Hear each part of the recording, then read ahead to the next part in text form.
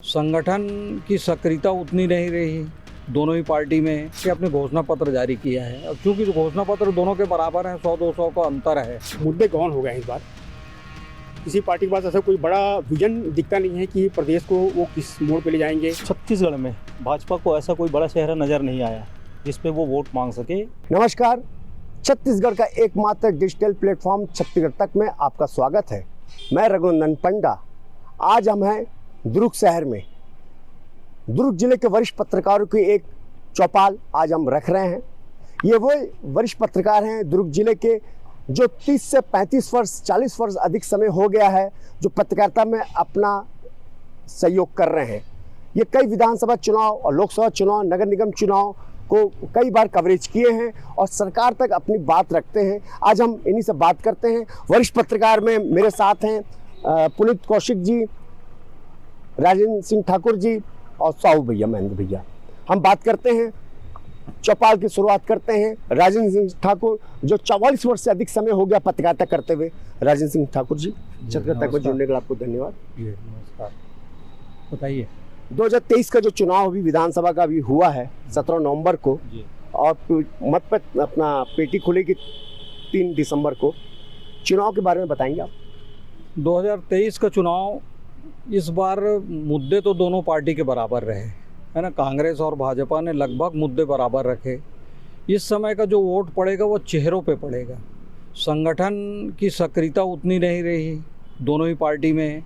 लोगों ने अपनी व्यवस्था और अपने लोगों के बदौलत चुनाव लड़ा है और बाकी जो सरकार की नीतियां हैं, सरकार के जो कार्यक्रम हैं, और जैसे छत्तीसगढ़ सरकार के जो कार्यक्रम चले हैं स्वास्थ्य को लेकर और विभिन्न प्रकार की जो योजनाएं उन्होंने चलाई है, उसका बेनिफिट प्रत्याशियों को मिलेगा।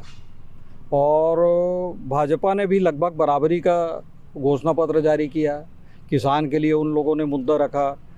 महिला वंदन योजना ने लाई, उससे बहुत भाजपा का ग्राफ एकदम से बढ़ गया। तो दोनों ने आम आदमी को ध्यान में रख के अपने घोषणा पत्र जारी किया है। अब चूँकि घोषणा पत्र दोनों के बराबर हैं, 100-200 का अंतर है पैसे देने में, या इसमें उसमें 1000-2000 का अंतर है, इसलिए अब प्रत्याशी महत्वपूर्ण हो गया है। और प्रत्याशी की सक्रियता, उसके कार्य करने की शैली, इस पे वोट पड़ेंगे।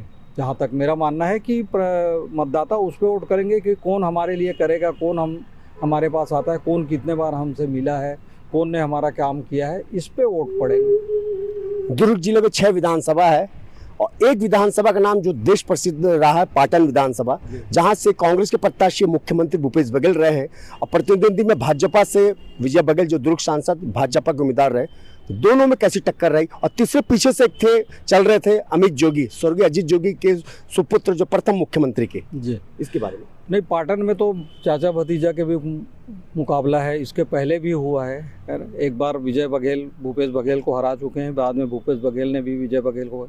अभी भूपेश बघेल बड़ा फिगर है, मुख्यमंत्री हैं प्रदेश का। पाटन विधानसभा क्षेत्र में काम बहुत हुए हैं और विकास कार्य बहुत हुए हैं, लोग उनसे जुड़े हैं। तो मतदाताओं की सोच भूपेश बघेल के प्रति ज़्यादा होगी। लेकिन विजय बघेल ने भी सांसद के रूप में और एक प्रत्याशी के रूप में बहुत बढ़िया चुनाव लड़ा, बहुत दिलेरी से चुनाव लड़ा है और उनने कड़ी टक्कर दी है। नतीजा तो खैर 3 तारीख को ही आएगा, लेकिन वो बहुत बढ़िया चुनाव लड़े। दूसरा है दुर्ग ग्रामीण, जहाँ राज्य के गृह मंत्री, पीडब्ल्यूडी मिनिस्टर, सरल स्वभाव के तामदास साहू जी, उनके सामने एक युवा वर्ग भाजपा के प्रत्याशी रहे ललित चंद्राकर। दोनों में कैसी रही? मतदाता किसको पसंद किया? इस बारे में? नहीं, ललित चंद्राकर पिछले 15 वर्षों से दुर्ग ग्रामीण विधानसभा क्षेत्र में सक्रिय है और ताम्रध्वज जी मंत्री के रूप में बड़े फिगर हैं, वो भी मंत्री के रूप में। और टक्कर तो है दोनों में, लेकिन मंत्री के रूप में उनने क्षेत्र में काम किए हैं, लोगों से जुड़े रहे हैं। और ये कुछ भी हो, विपक्ष के रूप में धरना प्रदर्शन, सरकार के खिलाफ वो प्रदर्शन वगैरह, इसमें ज़्यादा सक्रिय रहे हैं।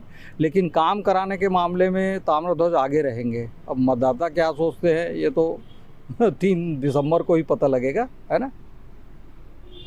भाजपा का घोषणा पत्र 2023 का जो था और कांग्रेस का घोषणा पत्र, दोनों में अंतर भारी क्या पड़ा? देखिए, दोनों पार्टी के घोषणा पत्र में बहुत ज़्यादा अंतर तो नहीं है। अगर चुनावी मुद्दा देखें तो कोई बड़ा इशू दोनों पार्टी के पास नहीं है।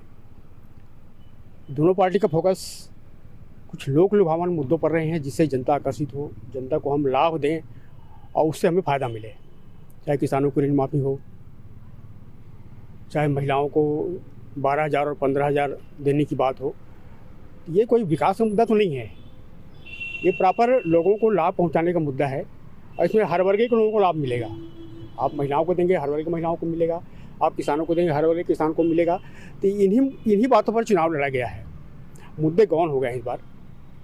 किसी पार्टी के पास ऐसा कोई बड़ा विजन दिखता नहीं है कि प्रदेश को वो किस मोड़ पे ले जाएंगे, प्रदेश को राष्ट्रीय स्तर पर पहचान दिलाना है तो उसके लिए उनको क्या करना होगा। अभी मूल मकसद उनका केवल विजय हासिल करना है, सत्ता पाना है। तो सत्ता पाने को लेकर ही दोनों पार्टी ने, चुनाव तो सत्ता के लिए होता है, हर पार्टी का उद्देश्य ये सत्ता हासिल करना राजनीतिक दलों का उद्देश्य ही होता है। लेकिन इस बार 2023 के चुनाव के मुकाबले इस बार का जो चुनाव है वो इन्हीं लोक लुभावन मुद्दे पर ही टिका हुआ है। वरिष्ठ पत्रकार पुनीत कौशिक जी कह रहे हैं कि दोनों पार्टी मतदाता को लुभाने का काम किया है और राज्य का क्या हाल होगा ये तो समय बताएगा। मैं महेंद्र साहू जी के पास आता हूँ। मोदी जी का भरोसा, गारंटी, भूपेश का भरोसा कितना खड़ा उतरा है मतदाताओं पर? 2018 का विधानसभा चुनाव हम लोग देखें तो उसमें कांग्रेस से भूपेश बघेल ही जी एक चेहरा थे। 2023 में भी वही देखने को मिल रहा है। रहा सवाल मोदी जी की गारंटी का, तो सामने लोकसभा चुनाव है। मोदी जी विधानसभा के साथ साथ लोकसभा की तैयारी कर रहे हैं और छत्तीसगढ़ में भाजपा को ऐसा कोई बड़ा चेहरा नज़र नहीं आया जिस पे वो वोट मांग सके, इसलिए उन्होंने मोदी की गारंटी नाम देकर अपने आप को इस मैदान में उतारा है। यानी मोदी की बैसाखी के सारे छत्तीसगढ़ में भाजपा चुनाव लड़ी, ऐसा कह सकते हैं। लेकिन मोदी जी का मूल मोटो है लोकसभा की तैयारी करना। आने वाले दिनों में लोकसभा चुनाव हैं और जो क्षेत्रीय दलें यूनाइट हो रही हैं देश भर में, उसको ध्यान में रखते हुए वे विधानसभा में ही इसकी तैयारी कर रहे हैं। ईडी और आईटी से भी मुख्यमंत्री भूपेश बघेल ने लड़ाई लड़ा है, इस बारे में आप क्या कहना चाहते हैं? ईडी आईडी की इनकी जो कार्रवाई है, सीबीआई या आईटी या जो भी संस्थाएं हैं उनकी कार्रवाई है, तो एक बार तो ऐसा लगता है कि बहुत ज़्यादा कार्रवाई इन लोगों ने की है और चुनाव को देखते हुए कार्रवाई बहुत अधिक हुई है। उससे भी लोगों में, आम पब्लिक में थोड़ा सा रोष देखने को मिला है। लेकिन उनके पास सबूत है, उनके पास भ्रष्टाचार के सब कागजात हैं, ये है, उसके तहत उन लोगों ने कार्रवाई की और एक तरह से दबाव बनाने का प्रयास सरकार के ऊपर, छत्तीसगढ़ सरकार और मुख्यमंत्री और उनके जो नुमाइंदे हैं उनके ऊपर दबाव बनाने की बहुत कोशिश हुई है। अब मैं बात करता हूं भिलाई नगर विधानसभा जो हॉट सीट है, सेकेंड बार दोनों प्रत्याशी भाजपा कांग्रेस की चुनावी भिड़ंत हुई है। युवा विधायक कांग्रेस से जो प्रत्याशी रहे देवेंद्र यादव और प्रेम प्रकाश पांडे जो भाजपा के कद्दावर नेता पूर्व विधानसभा अध्यक्ष है, दोनों के बारे में बताएंगे आप? क्या है, पिछला चुनाव में तो देवेंद्र यादव नए थे, है ना, और प्रेम प्रकाश पांडे जी कई बार वहाँ से चुनाव लड़ चुके थे, लेकिन देवेंद्र यादव ने बढ़िया चुनाव लड़ा था और इसलिए उनकी जीत हुई थी। इस बार उनको कार्य करने का अवसर मिला है। जो मैं सोचता हूँ भिलाई नगर विधानसभा क्षेत्र में जो विकास के कार्य हुए हैं और लोगों तक वो जो पहुँचा है, तो उसका असर इस चुनाव में देखने को मिलेगा। और पांडे जी के काम करने की अपनी अलग एक शैली है ना, और उसको भी अपन कमज़ोर नहीं मान सकते और कह सकते हैं कि दोनों के बीच अच्छी टक्कर होगी। अहिवारा से कांग्रेस के प्रत्याशी रहे, बाद में मंत्री रहे, रुद्र गुरु जो सतनामी समाज के गुरु हैं, उनको अपना अहिवारा छोड़ के बेमित्र जाके नवागढ़ से चुनाव लड़ना पड़ा, ये कहाँ तक बता पाएंगे? नहीं, इसमें रुद्र गुरु जी की सक्रियता कम रही क्षेत्र में, है ना, चूँकि वो समाज के गुरु हैं तो उनको तो कहीं भी किसी भी विधानसभा क्षेत्र में जाते हैं तो लोग हाथों हाथ उठा लेते हैं, इसीलिए उनने शायद नवागढ़ विधानसभा क्षेत्र चुना होगा। यहाँ वो कार्यकर्ता और एक संगठित टीम और कार्य करने की शैली ये सब नहीं बना पाए। मेरे ख्याल में उसके चक्कर में उनको तकलीफ होती, ये समझ के वो नवागढ़ विधानसभा क्षेत्र से। तो कांग्रेस को फिर अहिवारा में फिर मेहनत करना पड़ रहा है। हाँ, कांग्रेस में मेहनत करना पड़ रहा है, लेकिन हेमंत कोसरे जो है, अपना निर्मल कोसरे जो है, वो महापौर है और फिर संगठन का आदमी है, जिला अध्यक्ष है। तो चुनाव में क्या है, मेन चुनाव जो लड़ता है वो संगठन लड़ता है। संगठन की सक्रियता, बूथ स्तर पे जो कार्य होते हैं ना, उस पर रिजल्ट बहुत कुछ निर्भर करता है। तो व्यवस्थित चुनाव उन्होंने लड़ा है और भाजपा प्रत्याशी डोमालाल कोरसेवाला चूँकि वहाँ का नेतृत्व कर चुके हैं, इसलिए पहचान के संकट उनके साथ नहीं है और वो भी अपने हिसाब से बढ़िया चुनाव लड़े। भाजपा आरोप लगाई है कांग्रेस पर कि कांग्रेस ने छत्तीसगढ़ विकास किया भ्रष्टाचार का, इसलिए उसके अधिकतर अधिकारी कर्मचारी सब जेल में हैं और महादेव सट्टा की जनक बिलाई से है। और मुख्यमंत्री पर आरोप लगाए हैं। चुनाव के समय एक वीडियो भी जारी हुआ था कि 508 करोड़ रुपए मैंने मुख्यमंत्री को दिया। ये कितने, इसके बारे में कुछ आप? देखिए, चुनाव के समय तो ऐसा होता है, बहुत सारे मुद्दे उछलते हैं और महादेव एप सट्टा का मुद्दा भी बहुत ज़ोर शोर से उछला, लेकिन मेरे हिसाब से जनता पर इसका कोई बहुत ज़्यादा असर नहीं रहा। यानी चुनाव को ये कोई प्रभावित कर सके, थोड़ा बहुत असर तो रहेगा, लेकिन चुनाव को प्रभावित कर सके ऐसा असरकारक साबित नहीं हुआ ये। अब कार्रवाई तो लगातार, पहले पुलिस भी कार्रवाई की, उसके बाद ईडी भी आ गई महादेव सट्टा में, अब यहाँ तक कि सीएम का नाम भी आ गया, 508 करोड़ देने की बात भी आ गई। तो ये लगातार जो कार्रवाई हुई है, तो चुनाव में बहुत ज़्यादा इसका असर देखने को नहीं मिलेगा। इसको देख के वोट पड़े होंगे या इसके कि मतदाता अपने मन बदल लिया हो, ऐसा बहुत ज़्यादा असरकारक साबित नहीं हुआ है ये। और ऐसा कुछ कांग्रेस की योजना जो 2023 में लागू करें और जो सरकार का और जनता के लिए फ़ायदा रहे? देखिए, योजना तो ऐसा है, अभी मेन फोकस तो कांग्रेस का हो चाहे भाजपा को हो, दोनों का फोकस किसानों पर ही है। पिछली बार भी किसान पर फोकस रहा कांग्रेस। पिछली बार तो मेरे ख्याल से पिछली बार कांग्रेस की सरकार बननी थी। तीसरी बार चौथी बार भी थोड़ा बहुत मुश्किल होता है और रमन सिंह का तीसरा कार्यकाल जो है थोड़ा नीरस रहा, लेकिन भूपेश बघेल ने एक अच्छा ब्रह्मास्त्र छोड़ दिया किसानों को कर्ज माफ़ी का। इसके कारण उनकी सीटें बढ़ गई, सरकार तो उनकी बननी तय थी। लेकिन इस बार कांग्रेस की नीति पर ही भाजपा भी चली है। किसानों को कर्ज माफ़ी तो नहीं किया, लेकिन पिछले 2 साल का जो उन्होंने बोनस नहीं दिया, वो बोनस देने का उसने वादा किया है।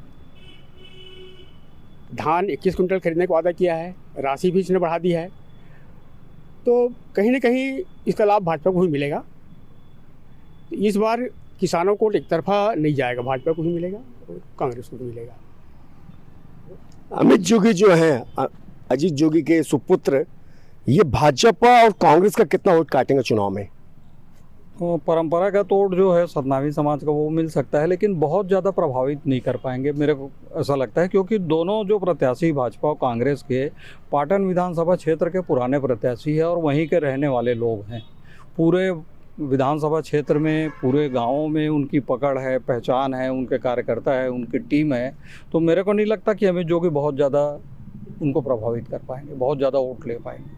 दुर्ग शहर की बात करते हैं, जहां से कांग्रेस के वरिष्ठ विधायक अरुण बोरा इस बार चुनाव लड़े हैं। उनके स्वर्गीय पिताजी बिना लड़े हैं और सामने गजेंद्र यादव हैं। कैसा रहेगा? दोनों ही पार्टी ने अपने स्तर पर चुनाव लड़ा है। दोनों ही दल के लिए संगठन कहीं नहीं है। कांग्रेस में भी संगठन कहीं नहीं दिखा है, भाजपा में भी संगठन कहीं नहीं दिखा है। दोनों ने अपने अपने स्तर पे और अपनी सक्रियता, अपने लोगों के हिसाब से चुनाव लड़ा है। क्योंकि अरुण वोरा पुराने प्रत्याशी हैं, लगातार जीतते रहे हैं। हेमचंद यादव जैसे कद्दावर नेता को उन्होंने हराया है, इसलिए उनको अपन हल्के में आज की तारीख में नहीं ले सकते। लेकिन ये निश्चित रूप से कहा जाता है कि दुर्ग विधानसभा सीट फंसा हुआ है, टक्कर की स्थिति है और काफ़ी कम मार्जिन से फैसला होने वाला है। 2018 में भूपेश बघेल ने कहा था कि आप मेरी सरकार को लाइए, मैं शराबबंदी कर दूंगा गंगा जल हाथ में लेके। ये हो नहीं पाया और 2023 में मुद्दा बनाया भाजपा ने। इस बारे में क्या कहना चाहते हैं आप?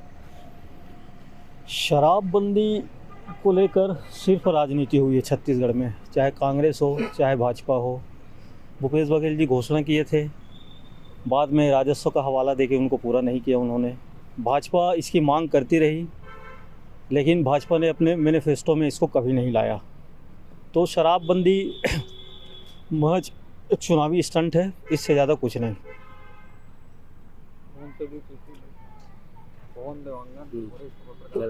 पवन जी, अब चक्र के जैसा चलता है, 3 दिसंबर के सबको इंतजार है। जी। 2023 का विधानसभा चुनाव, किस मुद्दे पर दोनों पार्टी लड़ी? 2023 का ये जो चुनाव है छत्तीसगढ़ में, है ना, इसमें कहीं न कहीं मोदी फैक्टर काम किया है। भूपेश बघेल का छत्तीसगढ़ियावाद गायब है। हमने गांव-गांव में घूमे हैं, ऋण माफ़ी का मुद्दा कहीं नहीं दिखा हमको। ऋण माफ़ी पर भारी जो भाजपा की महतारी योजना है 12,000, वो महिलाओं को घर कर गई। और उसके साथ पंडित प्रदीप मिश्रा का जो छत्तीसगढ़ में चला है 4-4, 5-5 कथा, उसमें कहीं न कहीं सनातन हिंदुत्व की बात आ गई। महिलाओं का हमने देखे हैं, महिलाओं का अधिकांश वोट भाजपा के फेवर में गया है। कांटे की टक्कर है। भाजपा पहले गायब थी इस पिक्चर में, है ना, वो कांटे के टक्कर में आ गई, कहीं कहीं बराबर की स्थिति आ रही है। स्वास्थ्य शिक्षा फ्री में, अब शिक्षा केजी से पीजी तक, क्या ये मास्टर स्ट्रोक है भूपेश बघेल का? नहीं, केजी से पीजी तक तो स्कूल ही नहीं है बस छत्तीसगढ़, मतलब सरकारी कोई केजी पीजी के स्कूल तो है नहीं। अब नए आत्मानंद स्कूल बना रहे हैं, वहाँ हो रहा है तो वहाँ फ्री मिलेगा। लेकिन स्वास्थ्य के दृष्टि से बहुत बढ़िया काम हुआ है 5 साल के दौरान। वार्डों में, मोहल्लों में जो मोहल्ला क्लिनिक जो खोला गया है, और साथ में जो वैन, मोबाइल वैन इनका घूमता है, इससे बहुत बड़ी राहत है। स्वास्थ्य सुविधा बेहतर हुआ है। लेकिन इसके साथ ही जैसे बड़े अस्पताल हैं, जिला अस्पताल वगैरह हैं, उसको और बेहतर करने की ज़रूरत है। आप पीएससी जितने भी सेंटर जो खुले हैं शहर में, स्वास्थ्य सेंटर, वहाँ जाके देखो, वहाँ बहुत भीड़ रहता है, लोग इलाज कराते हैं, दवाई मिलता है और बढ़िया इलाज होता है। उसके बनिस्बत जिला चिकित्सालय में लोग भटकते रहते हैं, तो जिला चिकित्सालय की व्यवस्था सुधारने की ज़रूरत है। नीचे स्तर पे बहुत बढ़िया हुआ स्वास्थ्य सुविधा। ग्रामीण अर्थव्यवस्था पर अधिक ध्यान मुख्यमंत्री भूपेश बघेल दे रहे हैं इस राज्य का। मिलेट भोजन भी मोदी जी बहुत गुणगान किए हैं, इस बारे में क्या कहना चाहते हैं? ये सही बात है। भूपेश बघेल के मुख्यमंत्री के बनने के बाद ग्रामीण क्षेत्रों में इससे पहले कभी इतना ध्यान नहीं दिया गया था। और रीपा इसने जो शुरू किया है वो एक रोजगार का साधन निश्चित रूप से बन रहा है। और महिला समूह को जो इन्होंने आगे लाने का प्रयास किया, उनके जो प्रोजेक्ट हैं, उनके निर्माण कर रही हैं, उसके लिए एक बाज़ार देने का प्रयास जो किया है, वो वाकई में सराहनीय है। मैं इसकी तारीफ़ करता हूँ। इसमें और बहुत कुछ करने की गुंजाइश है अभी, और बहुत कुछ किया जा सकता है। और सरकार को, कोई भी सरकार आए, इसमें ये काम आगे बढ़ना चाहिए। महिलाएं आत्मनिर्भर होगी तो निश्चित रूप से प्रदेश जो है एक अच्छे मुकाम पर पहुँच जाएगा। इस दिशा में अच्छा काम हुआ है ग्रामीण क्षेत्र में। गोबर से पेंट बनाने का काम चल रहा है छत्तीसगढ़ में, ये कितना सफल? नहीं, काम तो हो रहा है उसमें, निश्चित रूप से बहुत व्यापक रूप से नहीं हो रहा है, लेकिन हो रहा है। और इनके जो गौठान है, और जहाँ जो महिला स्व सहायता समूह को जो कार्य करने के दिया गया, मछली पालन से लेकर मुर्गी पालन, और ये वो गोबर से खाद बना रहे हैं, तो काम तो अच्छा हो रहा है। साथ में सी मार्ट, उनके लिए एक बाज़ार दे दिया गया है, जहाँ सभी चीज़, अचार, पापड़ और जितने तरह के चीज़ें वो लोग बनाते हैं महिलाएं, उनको एक बाज़ार मिल गया है ना। और ये बढ़िया काम है, इसमें कोई शक नहीं है। ये थी पत्रकार भैया लोग की चौपाल, जो सरकार के बारे में बता रहे हैं कि जो गौठान, गोबर से पेंट बनना, ये क्रांति लाएगी भूपेश बघेल के कार्य की। फिर मैं बात करता हूँ पवन जी से।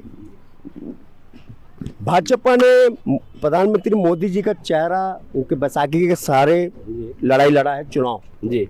15 साल भाजपा को खाड़ फेंके 2018 में यहाँ की मतदाताओं ने, फिर 2023 में मेहनत कर रहे हैं, इस बारे में क्या कहेंगे? 2018 का जो चुनाव रहा है, भाजपा के बीते 3 पंचवर्षीय, उसके खिलाफ लोगों ने मतदान किया था। उस बीच में भाजपा ने जो मोबाइल बांट दिए और भूपेश जी ने ऋण माफ़ी का मुद्दा कर दिया, तो ये बहुत बड़ा काम किया है फैक्टर 2018 में। लेकिन इस चुनाव में बेशक भूपेश बहुत बड़ा मुद्दा था, छत्तीसगढ़ियावाद मुद्दा था, भूपेश के काम बहुत बढ़िया थे। लेकिन चुनाव आते आते 2 बड़ी घटना हुई थी, एक कवर्धा की झंडा और साजा का बिरनपुर घटना। ये सिर्फ 2 ही मुद्दा भाजपा के पास रहा है, और भूपेश के खिलाफ कोई मुद्दा नहीं था छत्तीसगढ़ में। ये 2 मुद्दा के जरिए भाजपा छत्तीसगढ़ में प्रवेश करी है। और उसके बाद इनका जो दोनों का मैनिफेस्टो है, दोनों लगभग बराबर हो गया, जिसके चलते भाजपा का वोटर भाजपा तरफ रह गया, कांग्रेस का वोटर कांग्रेस तरफ रह गया, और चुनाव में टक्कर की स्थिति आ गई। ये थे दुर्ग शहर के वरिष्ठ पत्रकारों के चौपाल, जिन्होंने भूपेश बघेल के कार्य को बहुत अच्छा बताया, ये जनता हित समाज हित के लिए बताया है।